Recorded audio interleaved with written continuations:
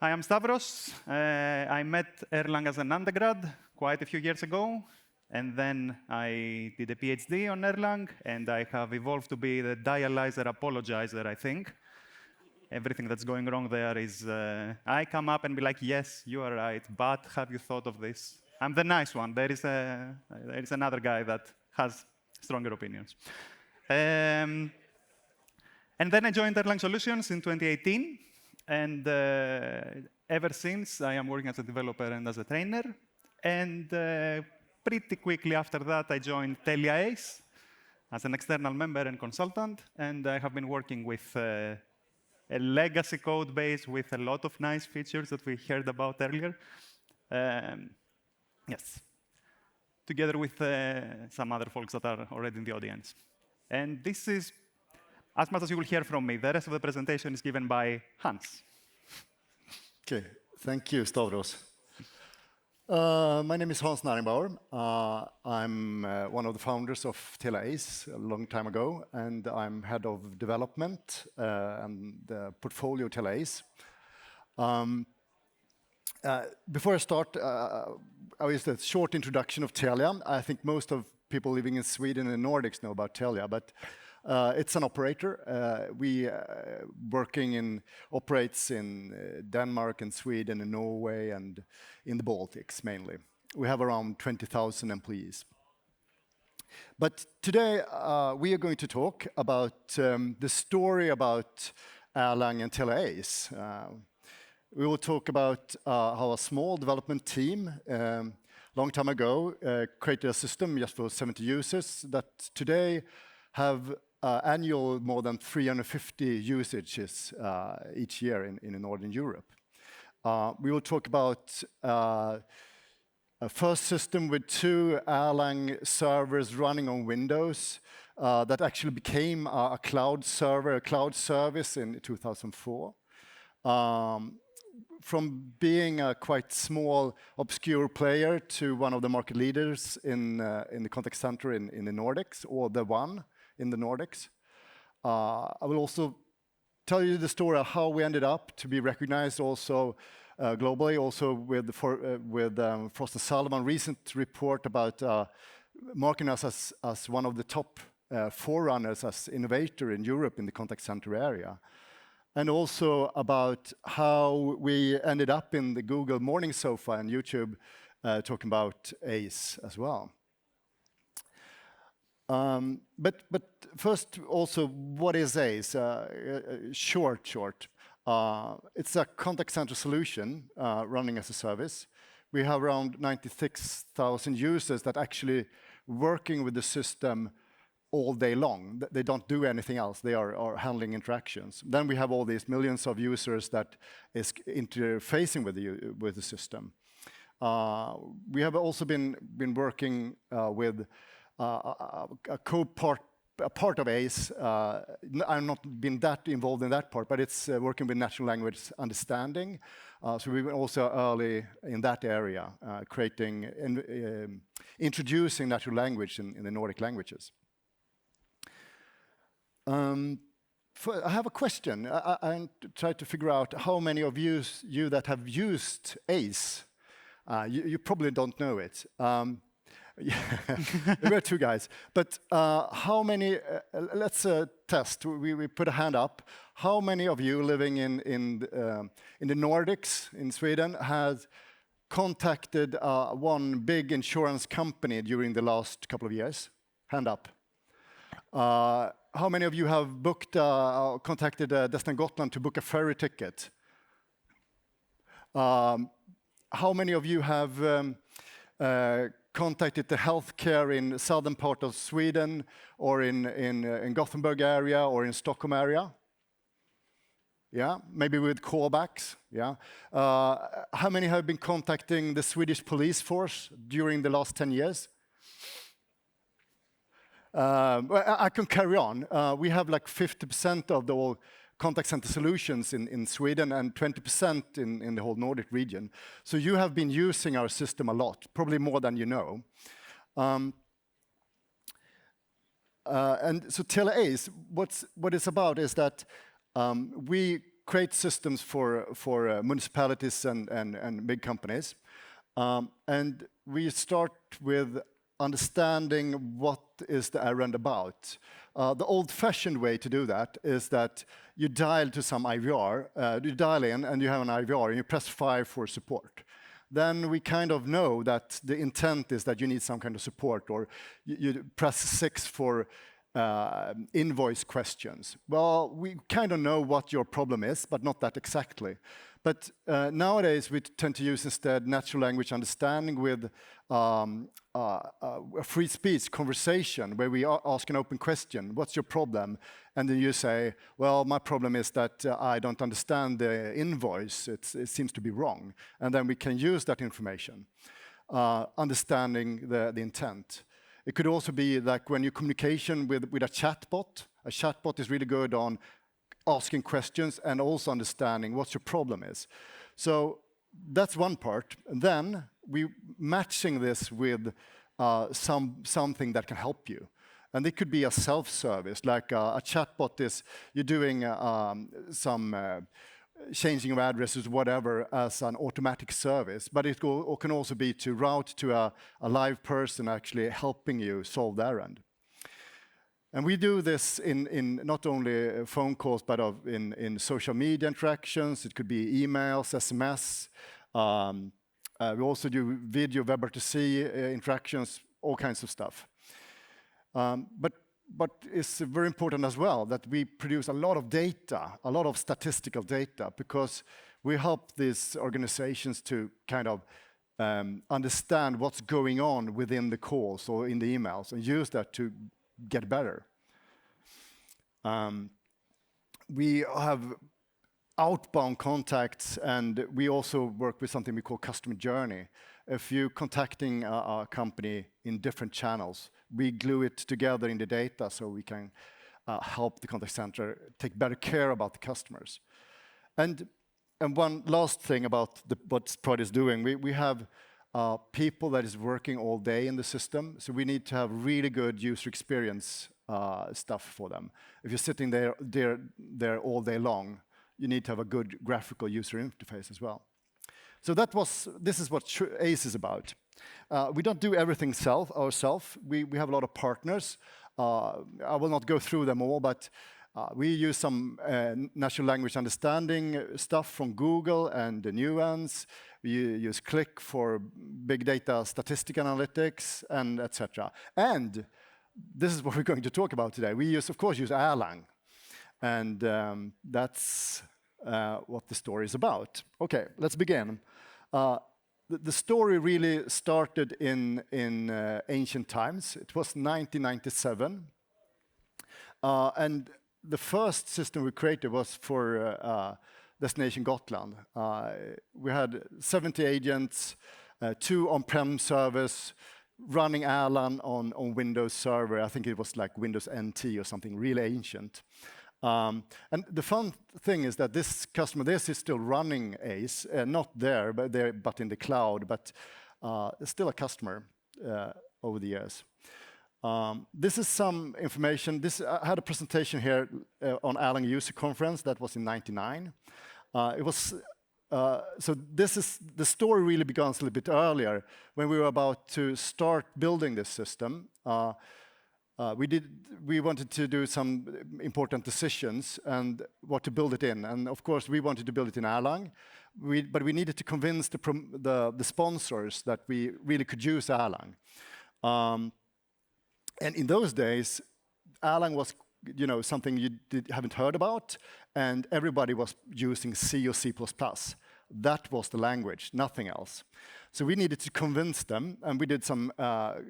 We ended up in a good way, starting using Erlang. And the main reasons we argued using Erlang was it's much lower cost for development. The maintenance cost for the system is also lower. The ability to achieve robustness. It was made for telco system. I mean, it was Ericsson language. And we had quite good experiences from prototyping as well. And we had Erlang competence in the building. So 20 years later, or really 25 years later, I'm not that good at counting, I realize. 25 years later, we say that Erlang OTP is still perfect for Telia Ace. We continue building new stuff on Erlang all the time. It has really been proven robust because, I mean, we have so many systems that is business critical. It's never allowed to go down 24/7. You know, healthcare, police force, all that stuff. It really needs to be robust, and it's proven. It's the language to use if you're going to build this kind of stuff. So it's easy to create redundancy and scalability and concurrency. And it's really cost-effective to maintain.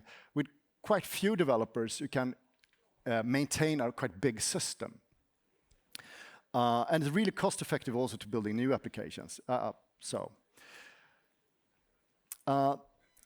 During this journey, I have some milestones. I will not talk about everything that happens during all these years, but one thing was in the beginning, creating a routing engine for Erlang. And some part, we actually rewrote all the stuff in around 2000. And then we did rewrite it in Erlang OTP, starting using that. And I think that's a key thing for making success, because we used GenFSM, GenServers, and the supervisor trees, and GenEvent. And we would not have made it without those, I think, because we have so much real-time communications. All calls is, we need a finite state machine keeping track on the state on each call. We have a lot of IVR channels in those days, also keeping track of the states. All the agents or clients in the system, we need to keep the states and are they ready or free for routing calls to, etc. So the GenFSM was a big thing to making this work. Also supervisor trees, making it robust. And we still use a lot of this stuff. GenFSM is still, we're still migrating some old GenFSM code to newer tools, but still. Okay. Another milestone was 2004, where we became more like a service. We started to do it more like a proper service in Telia Network. We have actually started with service concept already in '97, and that's, I mean, this is really early. But if you look nowadays, everything is a service, right? So that's a milestone. And to do this, we introduced also starting using VMware for virtualizing the servers, not having hardware, but to have a virtualized service, creating better redundancy also from a hardware perspective. We're still using this. And in 2016, I think we have a milestone there as well, because then we created Ace Clusterware. We have the daddy for Ace Clusterware. Micke is sitting here in the audience. It's his son, maybe, or daughter, or whatever. Stavros will tell you much more about Clusterware today. And the reason we did this was that we changed all the client structure using web clients. So we created the single-page applications using JavaScript, and then we need a new Erlang backend handling this and able to scale in a robust way for really big volumes. Then the Ace Clusterware was created. We started using JavaScript on Angular. We were a little bit too early on adopting JavaScript. I will not say anything about that language, but we later had to refactor everything to Vue, actually. Okay, and these are some of the software clients that our users using. I will not go into them, but it's real-time monitoring stuff, keeping track on all the queues and stuff happening in real time. Ace Interact is something all the agents is using, and Coach is for administrating, configuring, and business intelligence is statistical stuff. But now I'll hand over to Stavros and talk more about the Clusterware. So yeah, So my understanding, I joined Telia as a consultant, and I am learning of their journey as I go in. And clusterware was actually one of the more fun parts to sit in and develop things that I will get to in a moment. But so Telia already has this amazing system with Windows servers, the structure that they have, and now they want to start serving things over the internet with JavaScript clients and all of that instead. So and they already know about Erlang, so it's trivial to create this kind of service. And this is a little abstract way of showing the system and its architecture. So you have the web clients that are connecting where the agents are sitting and are connecting to the system. And those are communicating with the clusterware cluster, which is sitting in the middle, and it maintains its state, it synchronizes, it's redundant, and I will immediately show more about this. And also, it communicates with the existing system that is behind the scene on the Windows servers, where all the old logic lives and thrives.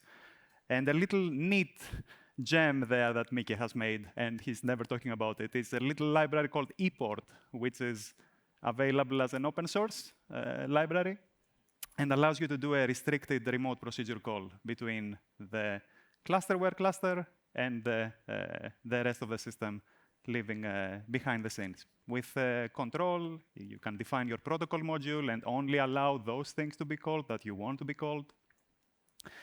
But yeah, I mean, clusterware is what you really need for offering this kind of service, and what you can trivially get if you are using Erlang to build it.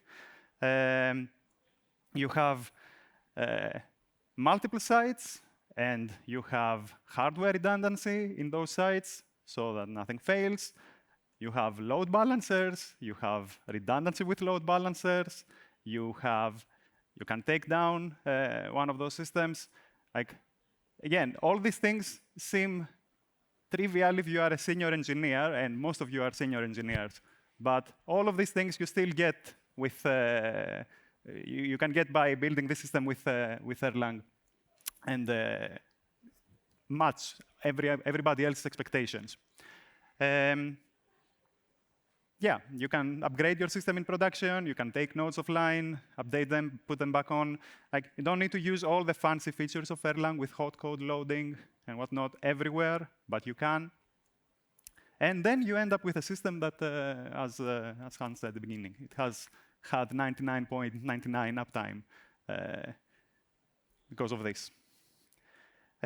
My initial engagement with Telia was about a new recording solution that was being built, and later evolved into also an interactive voice response system, an IVR system that built on top of that. And that started involving AWS.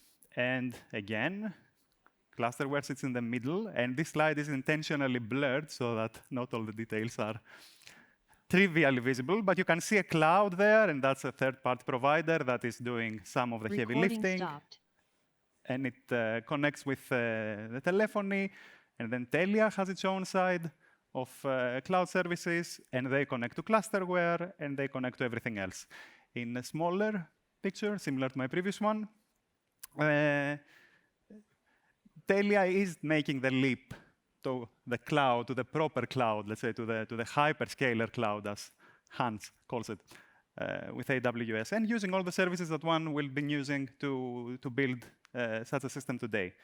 Clusterware is still in the middle, taking care of the routing. Now several different customers are connecting via the same path, and they need to be routed to the right servers behind. We are using AirCloud to integrate with AWS services, keeping an eye open to Erlang AWS or AWS Erlang, which is growing and getting more and more support. And again, the old system is there, keeps track of everything, keeps an audit trail, stays on top of everything. if you want to learn more about these things, you can talk to me, or Mike, or Anders, or anybody else from the Telia team. But I'll now hand back to Hans to talk about more of the vision. Yeah, now we are at present time. We had a release in April. We introduced, I don't know if this will be a milestone for the product, but I hope so, a new Microsoft Teams integration, where we integrate with video and telephony Microsoft Teams, enabling agents to use Microsoft Teams as a soft phone, working with calls and a lot of other stuff. So that's the latest, I hope, milestone. But what we are doing right now is something I will try to explain. If you go back in time, I mean, most of the systems were on-premise data centers. I mean, banks and stuff, they still do a lot of stuff in their own data centers. But we have seen like some migration to the cloud. Companies and municipalities is using cloud services in a much more extent, especially in Nordics, I will say. There's two types of cloud service platforms. You can say it's the classical hyperscalers. You have AWS, Google Cloud, and Azure. And then we have the telco players like Telia, where I come from, AT&T, and those. But what we have seen now that is a bit new in the last years is that there's a movement back from the cloud also to on-premise data centers. It's about regulatory issues. It's mostly public sector and municipalities. And the reason is, you know, this Shrem 2 verdict and Cloud Act, those stuff, forcing companies and municipalities to go on-prem again because they don't trust the American players, American companies. It's not okay. And now we have the geopolitical situation, you know, Ukraine, and that's also pushing this quite a lot. So how do we address this? I mean, a lot of companies is having issues with this. I will come to that soon. One thing that has happened is that the hyperscalers are starting to realize that if they want to work in Europe, they need to do something about this. So they will probably be more like sovereign cloud features, like we have Google Cloud Outposts, for example, that you can use Google features like AI and stuff, put it in your data centers and run it, but have like a secure sovereign cloud around it. So we will see if that happens. But what we're doing meantime, because we produce Telia Ace both in hyperscalers and in telco cloud, is that we're building new stuff in AWS. We're also doing it together with partners, but we need to be cloud agnostic and run it in both places. So right now we have a quite fun project going on, very important, big one, where we are some new modules we have for IVR and recording that is only in AWS, and we are using a partner there that called IT-Coms. So we have they have built a service for us in AWS, and now we want to run it in Telia. So we will continue buy a service from them and then produce it in Telia. So we are using.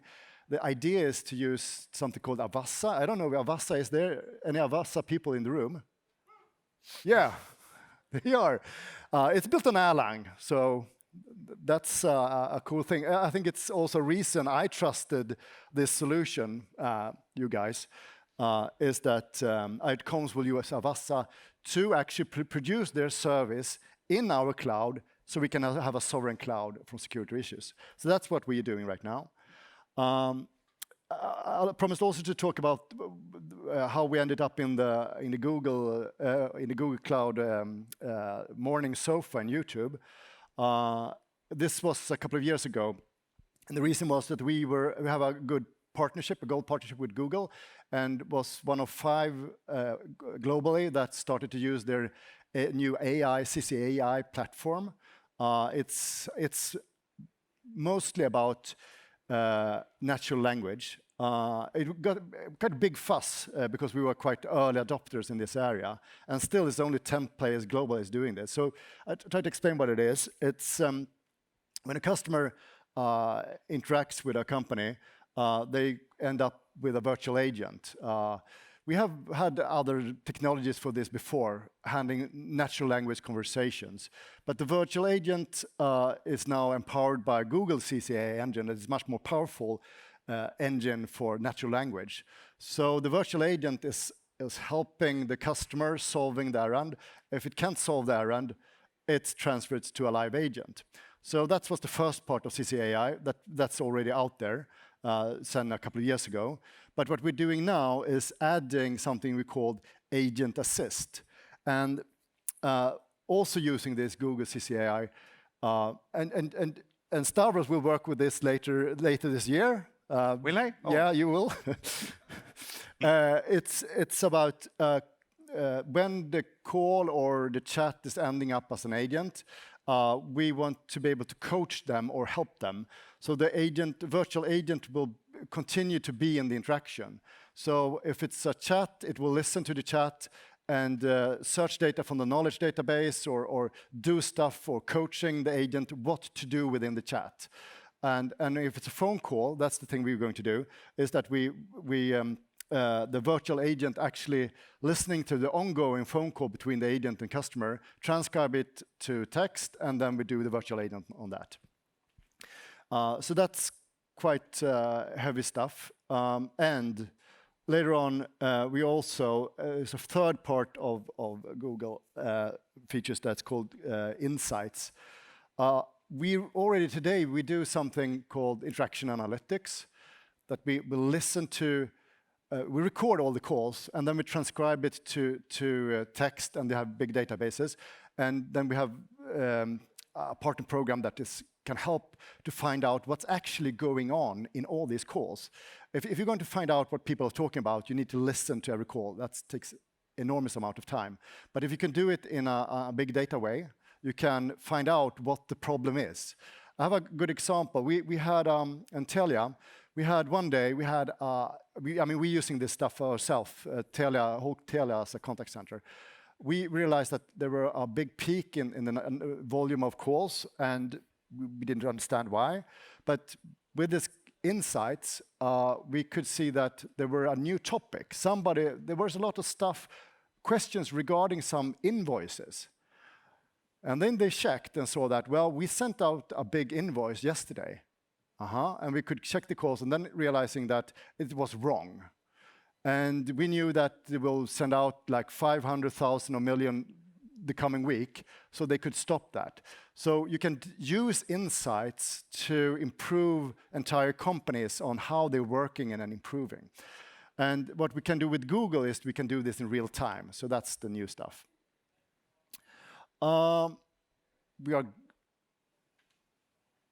We have plenty of time. I will sum up a bit. We have made this quite nice journey, has been really a success. And I will say that a key to this has been that we have been using Erlang OTP. We would never have created this without it, actually. And the redundancy and robustness has been necessary to do this. And also the ability to scale and distribute. And also that we can keep such a massive product with quite few developers. One thing, of course, is that we have really good co-workers. The team is really great. And that we actually have been keeping people working together for, more than 20 years. A lot of people have stayed and made a good effort. So I think that's a key as well. And that we quite early started to be a cloud service.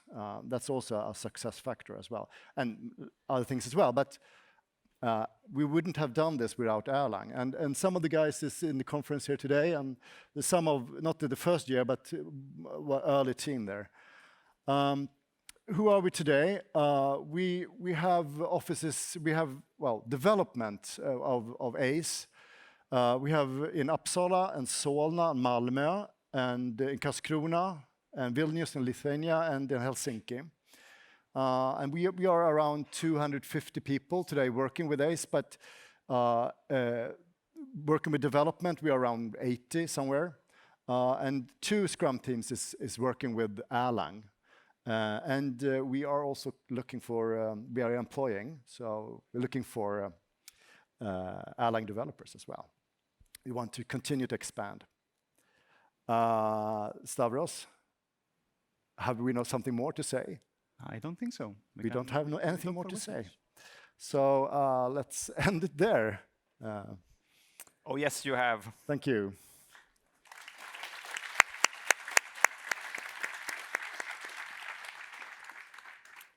As always, I bring questions and ice cream. So, the first question is by Martin. Martin, are you in the room? Are you online? Can you unmute yourself?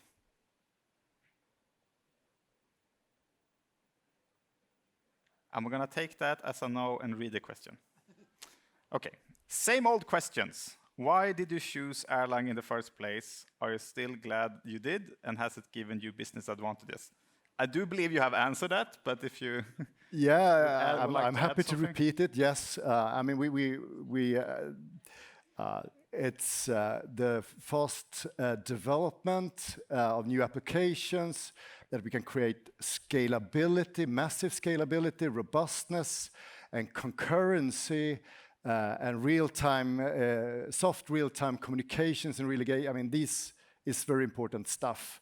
And we wouldn't have made it without it. And we will continue to use Erlang until we die.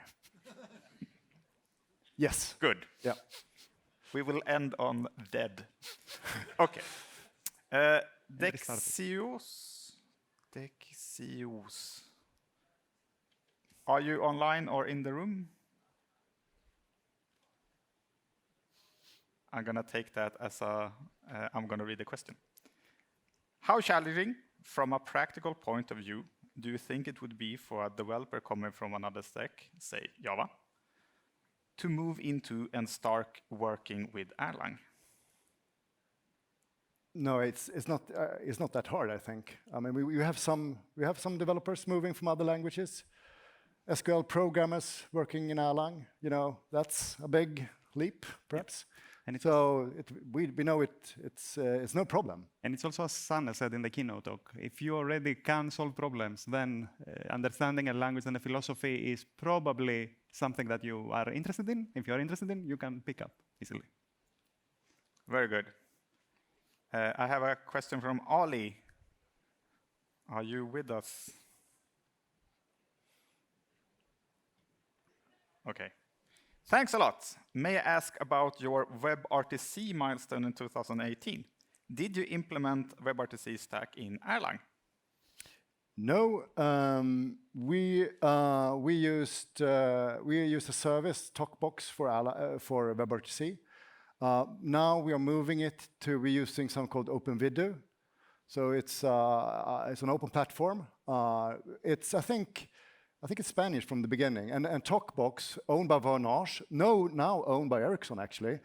They are using, so OpenVideo was, I think that's what TalkBox evolved from. But we are using OpenVideo now, and we'll put it into our premises instead. So that's the platform we will use. And then we route everything, all the signaling and stuff with Erlang. Mm-hmm. But you know, the WebRTC protocol, no. What is the OpenVideo? OpenVideo it's a WebRTC product platform, a good library with a lot of handling a lot of, for media service and stuff to handle that. No, what language? Sorry. OpenVideo is a platform. They have open APIs. So we have. It's just we don't even know that. I didn't tell that, but I mean we work a lot. I mean you saw all these tech partners we have. We're working with integrations, open APIs all over the place. We are integrating between different kind of products. And what we do is we integrate with OpenVideo's open APIs. That's what we do. So you don't care about the implementation, it's just a black box, basically? No, we don't that much, because it's proven so, yeah. Mm-hmm. But Kalle, sorry. yeah, maybe I later on can get you more information about OpenVideo and what is other platforms. Just contact me. You should write that in the Wuha app, Yeah, which okay. is amazing Okay. because you can answer questions. Yes. Okay. Kalle, do you want to grab the ice cream cone? For everybody who was not here the last talk, if you want to speak into the microphone, you should eat it like an ice cream. Yes, something like that. This is a very poor ice cream. Sorry. My question is that after a quarter century of working with Erlang, what would you most like to improve about the language and general ecosystem? Yeah, I'm the wrong guy answering that because I don't do any programming anymore. I did those in the old days, and now I do a lot of other stuff, architecture and management. So there's a lot of people here that is knowing much more about this than me. But like, I'm on the stage and I have a mic, so I think I can voice recent discussions we had in the coffee room. So strings are weird and are amazing and are weird, but how to improve, we don't know. What else, guys? You've been working longer than me on this, and I grew up with Erlang, so I'm I've been drinking my Kool-Aid since I was in university. So I don't know. There's the reason why you are there. Mika says that's the reason why I'm on stage and not them. So yeah, the best answer you get is strings. I don't know, maybe. Mm-hmm. And running the Erlang OTP platform using Latin 1 by default instead of Unicode. Oh yes, I'm currently battling an issue with encoding myself. So yeah, I agree. Yeah. I fully agree. There's a flag for anyone new, so you can switch to default encoding to Unicode. Try that. I tried it with Kira. Just throwing it out there. Anyway, Brendan Paul. Jag vet inte hur man uttalar. Ja, vill du komma fram? Could you please come forward? You know what? I'm gonna do this. It's easier to grab. Yes, thank you. Are you considering using Elixir, adding Elixir to your stack instead of just staying with Erlang and having some more modern features, or are you against, it's just rather staying with Erlang? We are fine and happy about Erlang, so we don't see anything that we need something else for in that area, I think. So we will continue with Erlang for the back end. So, yeah. And my guess as a consultant is that it will take a team for it to start. You need people that need this and would like to work with this, and then they can choose whatever they like to work with and pick it up and do it. So, very good. Thank you. Kyong? Siong, it says starts with a C. Are you online? Yeah, I'm online. Yes, if you could speak a bit louder, please. Yeah, hi. Thanks for a nice presentation. I've been with Erlang for quite some time, and also Elixir and functional programming programs in general. I love them. But one of the things is that the type safety. So sometimes it becomes very like a pain point for our team. Like we don't know type, a lot of like problem class resulting from type safety, lacking of Erlang. Do you have any kind of success story to share from your team regarding this point? So as I said, I'm the dialyzer apologizer, and this is the best thing that you can ever possibly do with Erlang. No, it isn't. There are even more tools these days that do an even greater job. But yes, of course, there is a lot. We are currently working in the team, essentially, on verifying data and checking that they have the right type before they reach the places where the data need to have the right type. So this is indeed a bit of a pain. But it comes with its benefits as well. It comes with all the, if the data is weird once, then it probably will not be weird always. Right? So if you restart, you will probably be fine. But there is a lot of talk in the community on improving support for the programmer with type checking, dialyzer, gradualizer, more tools apparently from other places that I hope to hear more in the rest of the year. So yeah, it's a pain, it's getting better, stay tuned. Very Right, good. so have you heard about this the new programming language called Gleam, which is it looks promising because it also provides this type safety and it lives in the Erlang VM. So Yeah, of course, you're right. I was hosting the talk last year, I should remember this. And there are also the languages that have better type safety and are compiling down on Beam. So Gleam, main one, Caramel, I don't know if Leandro is around today. There are, if you can compile down to Beam with a type-safe language, then it's maybe a win-win. I don't know. Hamler, if you like Haskell. Yes. yeah, I love Haskell. Idris. Right. There's plenty of Thanks a functional lot. programming. Very good. Also, just a quick note, if you add a bunch of guards, Dialyzer will find more faults because then it will never match, right? Because you say it has to have something. And it also makes the JIT faster. So add guards everywhere. Yes, I think that's it. Lovely. Thank you yet again. Thank you.